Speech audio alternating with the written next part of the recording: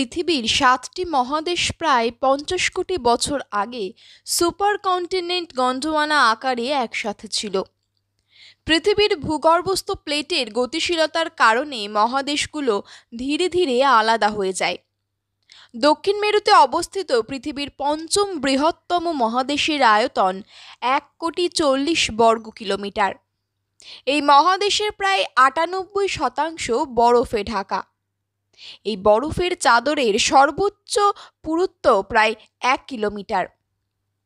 পৃথিবীর মোট বরফের ৯০% এবং বিশুদ্ধ পানির ৭৭% আন্টার্কটিকাতে জমে আছে। পৃথিবীর ৬টি মহাদেশের অধীনে প্রায় ২০০টি দেশ থাকলেও আন্টার্কটিকা মহাদেশে কোনো দেশ নেই। এর প্রধান কারণ হলো এখানে মানুষের স্থায়ী কোনো বসতি নেই। ব্রিটিশ নাবিক ক্যাপ্টেন জেমস কুক ১৭৭৩ সালে প্রথম আন্টার্কটিকা মহাদেশের পাশ দিয়ে অতিক্রম করেন। ১৮২০ সালে ৩ জন রাশিয়ান ও ১ জন আমেরিকান নাবিক প্রথম আন্টার্কটিকা মহাদেশে পা রাখেন। খনিজ তেল আবিষ্কারের আগে মানুষ তিমি ও শিল মাছের তেলের ওপর নির্ভরশীল ছিল। ১৯০০ শতকের প্রথমে মানুষ তিমি ও শিল মাছের তেল সংগ্রহের জন্য আন্টার্কটিকা মহাদেশে আসতে শুরু করে। এই মহাদেশে মূলত দুটি ঋতু, শীত ও গ্রীষ্ম। এই দুটি ঋতুতে সত্যিকার অর্থে রাত ও দিনের পার্থক্য। আন্টার্কটিকায় গ্রীষ্মকালে সূর্য কখনো অস্ত যায় না।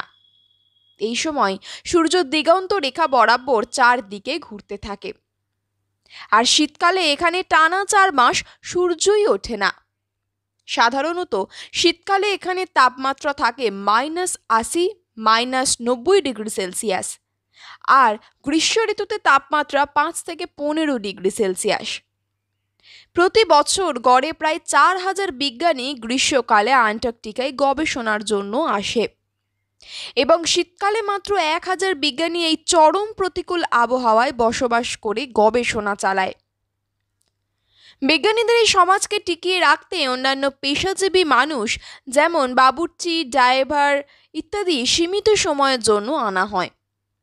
আন্টার্কটিকা মহাদেশের মাঝ বরাবর ট্রান্স আন্টার্কটিকা পর্বতশ্রেণী এই মহাদেশকে পূর্ব ও পশ্চিম দিকে ভাগ করেছে। পশ্চিম দিকের তুলনায় এর পূর্ব দিকের শীতের প্রকোপ অনেক বেশি। গ্লোবাল ওয়ার্মিংয়ের কারণে এই মহাদেশের বরফ খুব দ্রুত গলতে শুরু করেছে। পশ্চিম আন্টার্কটিকার বরফের স্তর এভাবে গলতে থাকলে ভবিষ্যতে লন্ডন, নিউ ইয়র্ক, মুম্বাইয়ের মতো শহরগুলো পানির নিচে তলিয়ে যাবে।